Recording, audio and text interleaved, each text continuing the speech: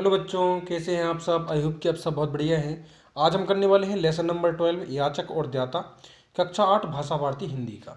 और यदि आपने ये चैप्टर नहीं पढ़ा है तो आप ज़रूर पढ़ें। बहुत ही बढ़िया स्टोरी है, ठीक है, बहुत ही बढ़िया। मतलब आप बहुत अच्छी सीख मिलती है इस स्टोरी से। तो मैं रिकमेंड करूँगा कि आप ये स्टोरी भी जरूर पढ़ें, ठीक है। इसके क्वेश्चन आंसर हम करेंगे इस वीडियो में। इससे के पहले जितने भी लेसन है वो आपको डिस्क्रिप्शन में लिंक मिल जाएगी, या फिर आप जाकर चैनल पर प्लेलिस्ट चेक करेंगे तो बाकी जो 11 चैप्टर है इससे के पहले के वो मिल जाएंगे। और आगे आपको आने वाले चैप्टर भी देखने के लिए मिल जाएंगे। तो वीडियो को लाइक और चलो सब्सक्राइब जरूर कर दें। चलिए शुरू करते हैं। कमेंट बॉक्स में अपना नाम जरूर लिखें कि आपका नाम क्या है, ठीक है। देखिए बच्चों, सबसे पहले आपको शब्दार्थ ढूंढ कर लिखना है। शब्दकोश से तो आपकी बुक के पीछे ही वो शब्दार्थ दिए गए हैं, वहीं से आप लिख सकते हैं, ठीक है। वरना आप यहाँ से वीडियो को पॉज करके इनको आप लिख सकते हैं। अब चलते हैं क्वेश्चन आंसर पर। पहला क्वेश्चन आपको दिया होगा, जो बुढ़िया थी वो मंदिर के पास क्या काम करती थी। तो बच्चों फूल बेचती थी, ठीक है। तो वह बूढ़ी औरत मंदिर के पास आकर दरवाजे पर फूलों की माला बेचा करती थी। सेठ बनारसी दास के यहाँ किन लोगों की भीड़ लगी रहती थी। तो सेठ बनारसी दास के यहाँ जरूरतमंदों की भीड़ लगी रहती थी, ठीक है। वृद्धा सेठ से क्या मांगने आई थी। तो वृद्धा सेठ जी से अपनी जमा की गई हांडी से कुछ रुपया मांगने आई थी। इतना ही लिखना है, जितना मैं बताऊं आपको उतना ही लिखना है, ठीक है। अगला क्वेश्चन क्या है, सेठ जी ने अपने बच्चे की पहचान कैसे की। देखो, तो आपको यहां से लिखना है,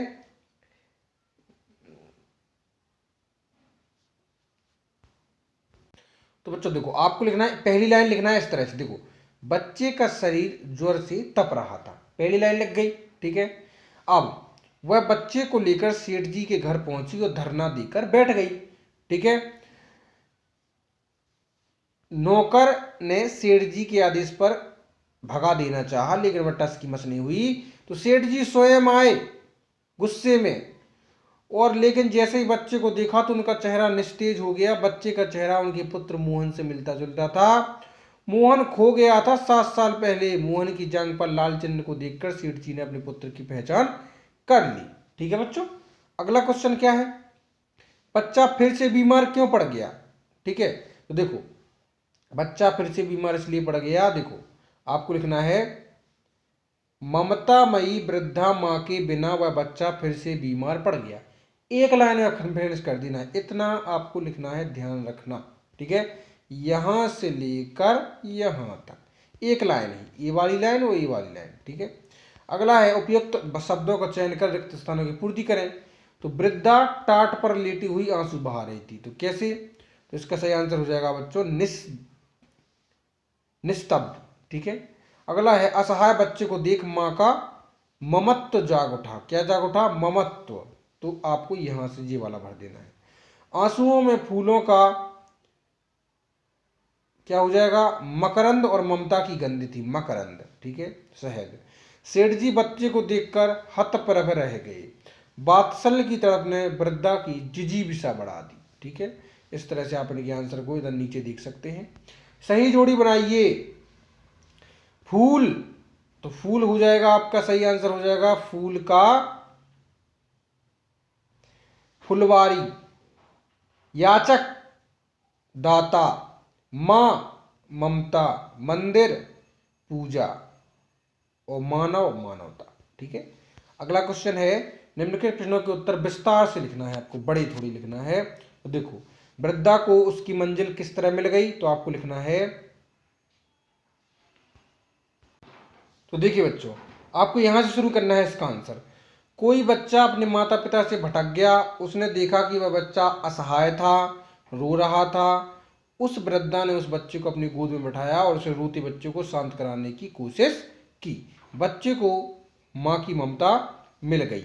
इतना लिखकर आपको यहाँ से शुरू कर देना है। कैसा, वह उस बच्चे को अच्छे से खाना पीना खिलाती पिलाती और पहनाती। वह उसे हर तरह से सुख रखना चाहती थी। उसे लग रहा था कि मानो उसकी मंजिल उसे मिल गई है। ऊपर की 2 लाइनें और नीचे की 2 लाइनें, ठीक है। मोहन कौन था, वृद्धा के पास कैसे आया।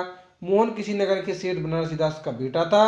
वह अपने माँ बाप से बिछुड़ गया था और उसने वृद्धा ने उसको अपने पास रख लिया। यहां से लेकर यहां तक 2 लाइनें। मोहन ज्वर से कैसे मुक्त हुआ, मतलब मोहन को जो है बुखार आ गया था तो उसको बुखार कैसे गया, ठीक है। तो देखो, उसको लिखना है आपको,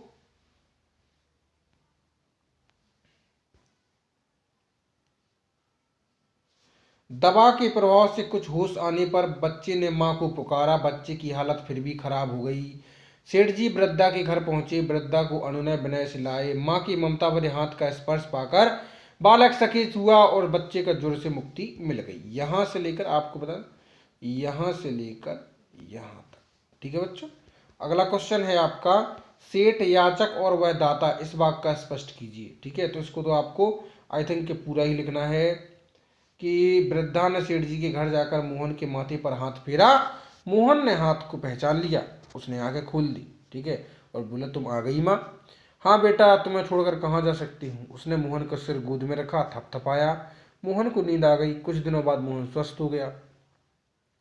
जो काम दवाइयाँ डॉक्टर और हकीम नहीं कर सके, वह काम वृद्धा माँ की ममता ने कर दिया। अब वह वृद्धा माँ वापस लौटने लगी तो सेठ जी ने उसे कहा कि वे मोहन के पास रुक जाएं, लेकिन वे नहीं मानी। सेठ जी हांडी के रुपए न देने के लिए क्षमा मांगने लगी, तो वह लौटाने लगी। तो वृद्धा ने कहा कि यह तो मोहन के लिए ही है, उसी को दे देना। ठीक है, तो वृद्धा ने ऐसा ही किया। उन लोगों ने इस तरह से सेठ जी याचक और वृद्धा माँ दाता के रूप में महान और उदारता की साक्षात मूर्ति सिद्ध हुई।